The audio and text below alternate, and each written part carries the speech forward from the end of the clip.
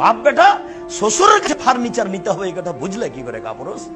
বাপ বেটা ভিক্ষা করো, ভিক্ষা করে করে করে ফার্নিচার বানিয়ে বিবাহ করিও। শ্বশুরের কাছে ফার্নিচার নিতে হবে, টাকা নিতে হবে, মোটরসাইকেল নিতে হবে, এটা কি করে বুঝলে? 25 বছর যাবতে মেয়েটাকে রিস্ক নিয়ে লোকটা লেখাপড়া শিখিয়েছে। এই মেয়েটাকে নিয়ে কত টেনশনে রাত্রে ঘুম হয় না। একটা ভালো ছেলে কেমনে পাওয়া যায়, একটা ভালো ছেলে কেমনে পাওয়া যায়। 25-30 বছর মেয়ের বয়স, দিন কাটে না, রাত কাটে না। এরপরে তোমার হাতে তুলে দিয়েছে একটু ভালো থাকবে বলে।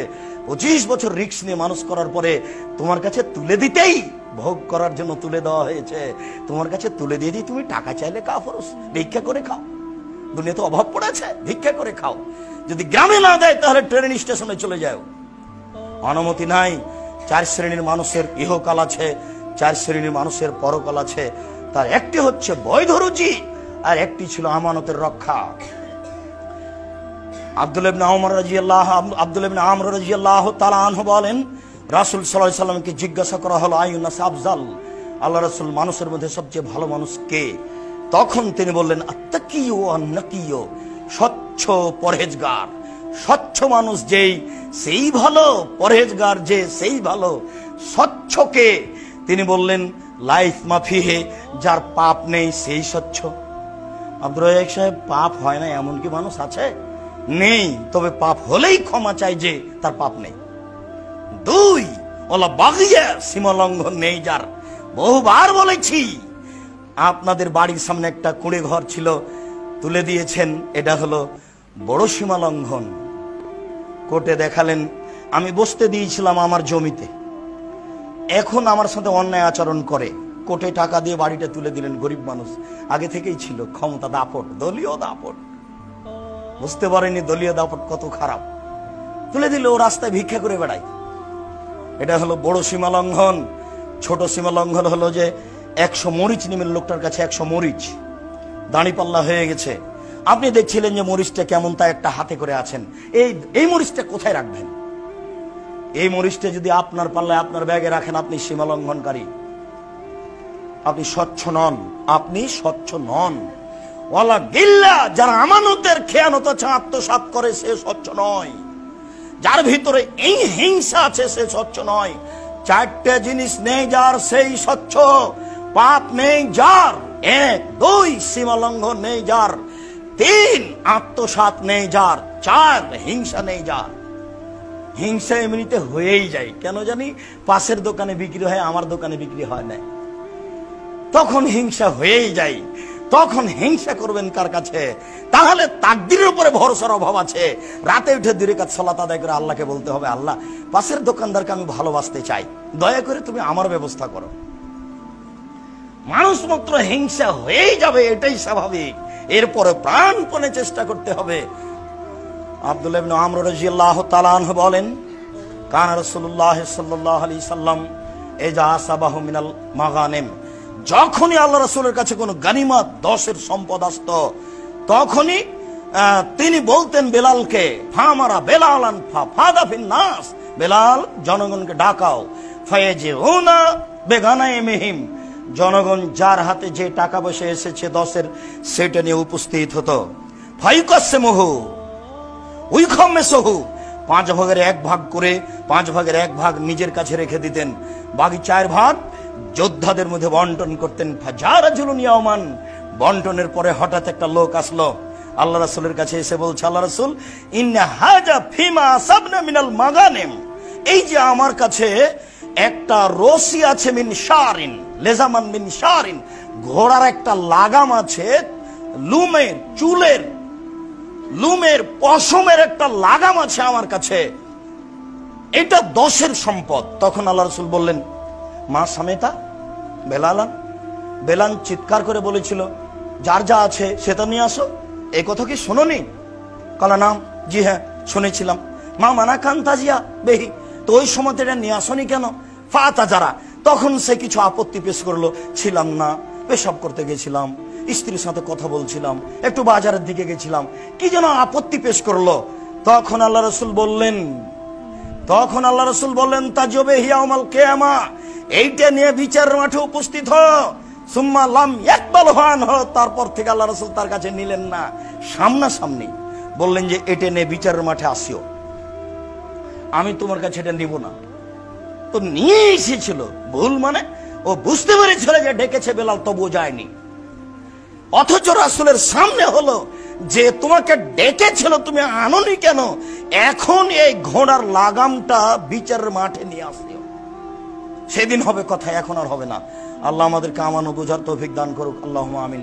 সাল্লি আলাইহি আল্লাহু বারিক আলাইহি।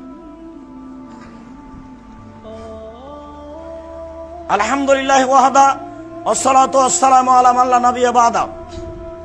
আবু হুরায়রা রাদিয়াল্লাহু তাআলা আনহু বলেন, কানা সাকাল রাসূলুল্লাহ সাল্লাল্লাহু আলাইহি সাল্লাম রাজুলিন ইয়াকুলু কারকারা, একজন লোকের কাছে আল্লাহ রাসূলের 10 সম্পদ জমা ছিল। ফামাতা ফাকাল রাসূলুল্লাহ সাল্লাল্লাহু আলাইহি ওয়াসাল্লাম ইন্নাহু ফিন্নার, লোকটা মারা গেল। তখন আল্লাহ রাসূল বললেন ও জাহান্নামে যাবে। ফাযাহাবু ইয়ানজুরু ইলাইহি, সাহাবীরা কথা শুনে অবাক হয়ে গেল যে লোকটা আমাদের সাথে যুদ্ধ করলো, লোকটা মারা যাওয়ার সাথে সাথে আল্লাহ রাসূল বললেন ও জাহান্নামে যাবে, ঘটনা কি? একটু যাইতো। ফাওয়াজাদু আবাতান কাদ গাল্লাহা, তারা গিয়ে দেখলো যে তার ব্যাগে একটা চাদর আছে, যে চাদরটা আত্মসাৎ করেছিল। আল্লাহ রাসূল বললেন ও সরাসরি জাহান্নামী, ও যোদ্ধা, ও তাহাজ্জুদ পড়েছে। ওইজন সাহাবী একটা চাদর চুরি করেছে, সরাসরি আল্লাহ রাসূল ঘোষণা দিলেন ও জাহান্নামী। আবু হুরায়রা রাদিয়াল্লাহু তাআলা আনহু বলেন, আহাদা রাজুলুন রাসূলুল্লাহ সাল্লাল্লাহু আলাইহি ওয়াসাল্লাম গোলামানি কলালাহু মিদাম, আল্লাহ রাসূলকে একটা গোলাম হাদিয়া দেওয়া হয়েছিল, কেউ দিয়েছিল, তার নাম হচ্ছে মিদাম। রাসূলুল্লাহ সাল্লাল্লাহু আলাইহি ওয়াসাল্লাম, ও আল্লাহ রাসূলের হাওদাজটা ঠিক করছে। উটের উপরে হাওদা থাকে, ওই হাওদাজের উপরে আল্লাহ রাসূল উঠে বসবেন, সেই জন্য রাসূলের গোলাম হিসাবে, কাজের লোক হিসাবে এটা ঠিক করছে। ফাসাবাহু সাহমুন আইর, হঠাৎ কোন দিক থেকে কে যে একটা তীর মেরেছে, তাকে এসে লেগে গেছে।